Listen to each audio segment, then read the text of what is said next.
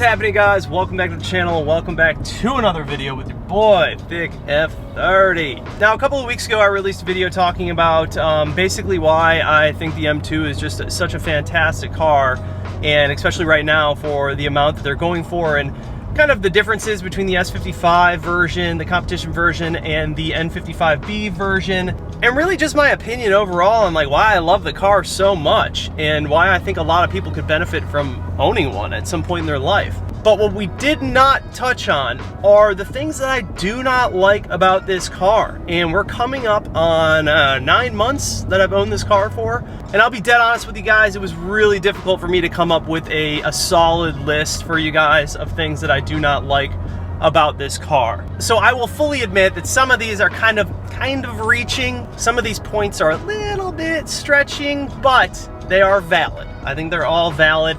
Anyways, guys, we're pulling up Starbucks right now. I'm gonna grab a coffee and we're gonna get into this video. I think it's gonna be a good one. I think that there's gonna be some good points here, and if you guys have anything to add, please do comment down below. If you have any like remedies or fixes for some of these problems, also comment down below.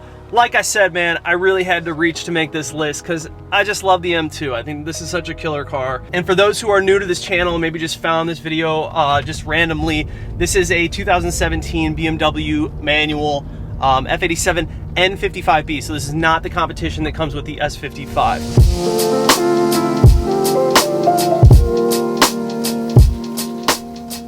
I still have not completely gotten used to the new wheels. It's just a different look.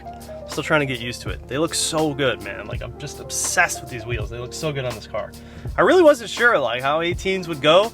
I was not sure, man. The only reference I had was an F80 with a similar suspension setup, but I really wasn't sure how my M2 would look with the 18s. But man, I think we knocked it out of the park. I'm really happy with it. You all know the vibe. Got that nitro cold brew. I think it's time we start making this video. I'm gonna throw this GoPro up right here. You guys let me know how you like the angles. Switch it up a little bit. Should be a good one.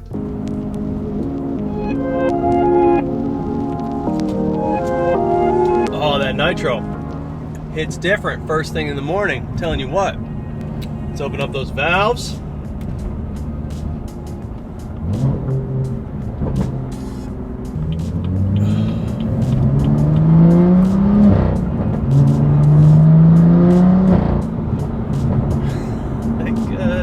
Like I said, you guys, this list was really tough to come up with anything.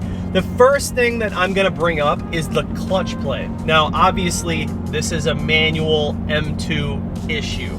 I wouldn't even say issue, just a preference. Obviously, my experience with the M2 has been on a manual platform. So some of these issues or dislikes are gonna be things that relate to the manual. So, you know, if you have a DCT, feel free to chime in down below and tell us what you do or don't like about the N55B version M2 with the DCT, but I'm gonna share my experiences with the manual because the manual isn't perfect. There are things with the manual that are just very different, and some people just don't prefer them for those reasons. I think that the DCT is a little more with the times when it comes to, you know, slapping those transmissions into these cars. I think the manual is just a different breed, and so you have to be accepting of some of these flaws. And if you're buying a manual, you're not really buying the car to go like super fast and be the fastest. You're just buying it for that experience, really, like that engagement of that, like how it feels to drive the car. You're not really buying the car to have the fastest if you're buying a manual. The clutches that come stock and just the way that the clutch is set up in the manual M2, there's a lot of play. Like a lot of play. Like that clutch doesn't really engage until the clutch pedal is pretty far out. And that was one thing that like I really just didn't like when I first got the car. It wasn't that big of a deal, and obviously I bought a clutch stop that remedied that issue. When I first bought the car, it was kind of weird to me. I kind of feel like BMW did that just to make it easier for most people to drive the car, because it's sick Porsche. Dude, dude, GT2 RS. Oh, in the gray, in the chalk white gray. Dude, I've been on a Porsche kick hard lately. Hard. So hard. Just major chubs over the Cayman GT4 right now, dude. Like, I've been drooling over that car.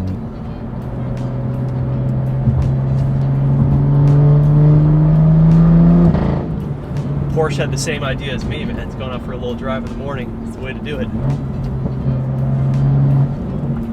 Like I was saying, the clutch has just a lot of play. Like there's a lot of time in between when that clutch pedal is all the way down and to where it actually engages. For someone like me personally, like I like engagement pretty hard and fast.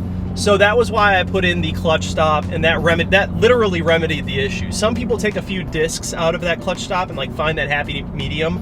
I left all of them in. I wanted that thing to grab right away. As soon as I let off the floor, I want that clutch to engage. So getting the clutch stop obviously like it basically fixed the issue for me, but that was something to be noted. Like right off the gate, I was just kind of like weirded out by the clutch. Like it just felt strange to me. And that's, you know, obviously I wasn't used to driving this car in manual, so everything was new to me. That was my first thing. And like I said, dude, these are like so minimal. Like some of these, you know, I'm gonna sound like I'm just complaining to complain. I'm definitely not, you guys. I'm not trying to complain. I literally sat on this idea for 2 weeks trying to come up with ideas that I felt like maybe other people could resonate with or have also experienced with like manual or just M2s in general. So forgive me if I sound like I'm complaining. I'm definitely not. I love this car, and you guys know that, and I think this is just a fantastic platform. On to number 2. Okay, so this one is an obvious one too that I also remedied. The seats. Dun dun dun. The seats that come in the M2, the OG M2, are not great. They're not the greatest. Now I will say that the leather is nice on them, and you know, some people were talking about how they have like the leg extensions down below, and how the M4 seats don't have that. I never really used those, to be honest with you, and I'm a tall dude. I'm 6'2". It just felt kind of weird when I used the leg extension. It kind of like, I don't know, it felt different. I didn't really like it, to be honest with you. I really didn't like the way that the leg extensions felt, and I never used them. So it wasn't really a big deal to me when I ripped out the stock seats and threw in the M4 seats. But I will say, I mean, one of the most common complaints that you get with this car, the OG N55 M2, is that the seats, the interior kind of fell flat on its face. You didn't get the nice seats that the competition had, and the seats that came in the OG M2s were just like basically F30 seats with the M embossed on them. Not really that special. It was very strange to me that an M car came with such base level seats that didn't even have like good side bolsters. There was really like no cupping to those seats. When I put the M4 seats in, it was like night and day. I mean, it completely transformed the way that this car feels when I drive it, and just the overall experience. Like, these M4 seats are just amazing. And honestly, I just got really lucky. I came up on these seats used for $1,500 to my doorstep. The guy dropped them off, and we retrofitted them, and that was it. I mean, it was all said and done right there, $1,500 for what I consider a massive upgrade to the experience and just the interior of this car. So I think number 2 is super valid. The seats that come in the OG N55 M2 are just not, they just fall short for me. The next one that we're gonna talk about.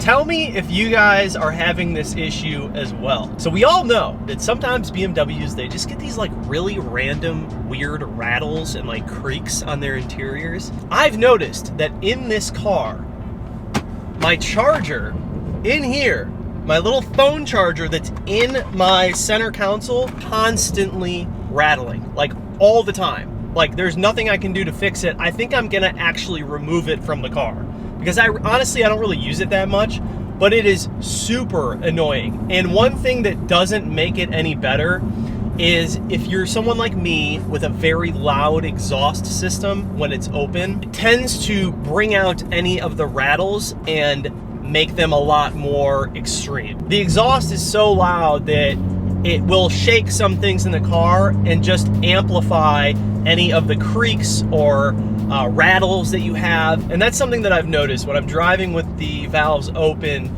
There's a lot more rattling going on, and I'm starting to notice it from different areas, and there are some things that you can do here and there to kind of fix those things. But this one in here, the phone charger in my center console, there's not really a fix for that, but it has gotten to the point lately where it's just annoyed the crap out of me. So I'm gonna have to I think I'm gonna have to pull it out. Let me know if you guys have had that issue with your charger in your center console just rattling. So food for thought, if you do go for a very loud exhaust system, luckily this is valve, so I can close it. But if you do go for a very loud exhaust system, it's probably going to bring out some rattles and creaks, and it does get pretty annoying after a while. So this one is a little bit strange as well.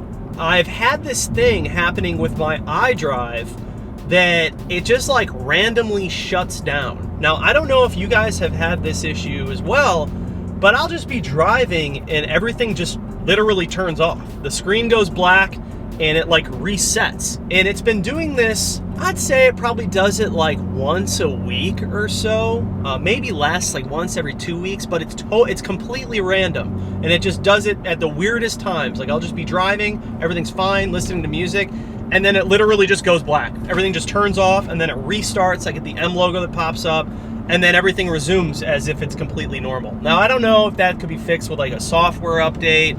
Maybe it's like a weird bug. I have no idea. But it is something that I noticed that was just really wonky. Like my F series never did that. My E series never did that.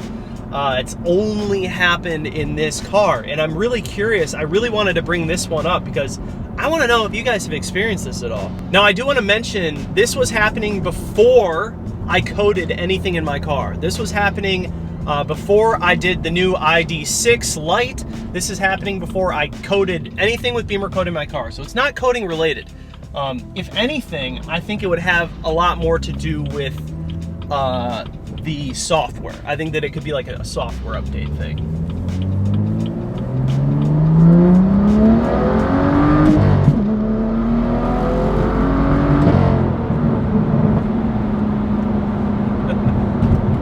So yeah, that's a random one. iDrive just randomly turns off. Don't know why. If you guys have that issue too, comment down below and let me know.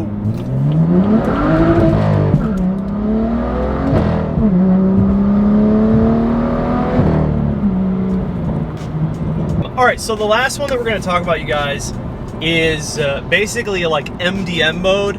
And the way that the limited slip is set up in this car with stability control, traction control, whatever you want to call it. So it's interesting. When you're in, and this probably only has to do with the manuals. I don't think that this is a thing with the DCTs. Maybe I'm wrong. Comment down below, let me know. When you are in Sport Plus mode, which is the mode that I generally drive in, because it has a better throttle response. The car just overall seems to drive a lot quicker and peppier in Sport Plus. The problem is your traction control is not all the way off when you're in Sport Plus mode, so a lot of that stability control will kick in if you start to lose grip.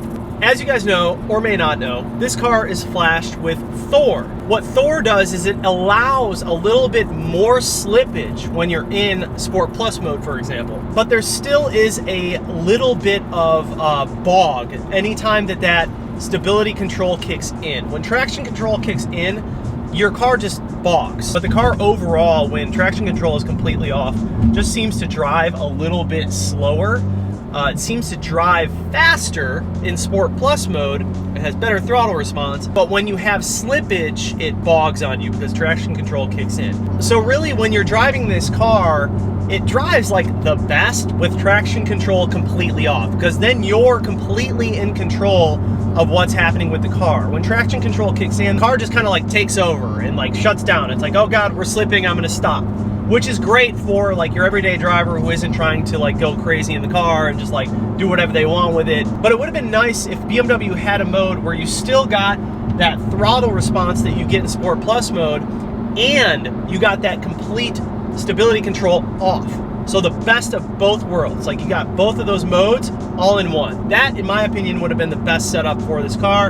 It doesn't have that though. You have to pick. You have to decide between, do you want Sport Plus with that increased throttle response, but it's gonna bog anytime that you slip, or do you want traction control completely off mode and you have full control, but it's just gonna spin and you're not really gonna get that increased throttle response. There's also a little bit of a bog in between gears. So every time that you shift, as soon as you hit the gas after shifting, depending on how fast you shift, if you're shifting really fast, as soon as you hit that gas after shifting, there's like a 2 second, like a bog, like a delay.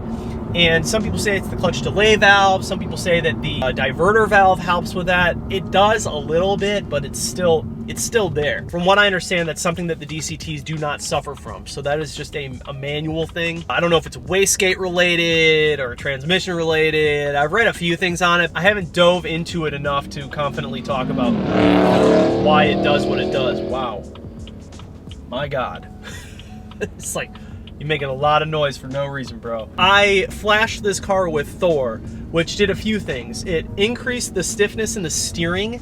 So, you know, you got a lot of people who kind of complain about the electric feel of the steering, especially if you come from like the E series. Like I came from an E90 M3. So driving this car after the E90 M3, yeah, I mean, there's a lot more electronic assist in this car. I will say that, you know, the Thor really helped out by stiffening the steering wheel, and then also having the manual just kind of, it brings a little bit more of that rawness back into the driving experience that I feel like a lot of people complain about not having when they go to like an F series that's DCT. So if like I had this in DCT, it would probably feel a lot more numb driving, but having this in manual and then flash with Thor, it really helped out big time, man, with making this feel a little bit more, I'm not gonna say hydraulic, but a little more raw. The experience felt a little bit more raw. And the other thing that Thor allowed this car to do is have a little bit more slippage in the LSD. So when I am in Sport Plus mode and I lose traction, it allows the car to have a little bit more slip, whereas before, as soon as it lost traction, it would just bog completely. Well, now it gives it a little bit more room to play with. So Thor was sort of the remedy for that issue, but it didn't fix it. All right. Well, I tried. I tried to come up with some reasons for you guys, but oh man, we need a little bit of a bath. Filthy, filthy. That's how it goes, man. I like to drive my cars. I drive them. I'm not saving mileage for the next person. Forget about it. All right, you guys, so tell me what you think about that list. Like I said, man, some of it, I was reaching. I was really struggling to find things that I didn't really like about this car, because this car is great, man. This car is fantastic. As you guys saw in the other video, I was talking about the truth about this car and why I like it so much. There are so many reasons as to why I think this is such a just a killer platform. So yes, I was definitely struggling on finding some of the things that I didn't like about this car, but I really wanted to do this because I wanted to hear your guys' opinions, man. I want to know what you guys think. If you have this car, even better, if you have it in manual, tell me if you guys are experiencing these problems as well. I'm sure that I left out a few that you guys can touch on, a few things that maybe you don't like about your M2 or things that just annoy you or bother you.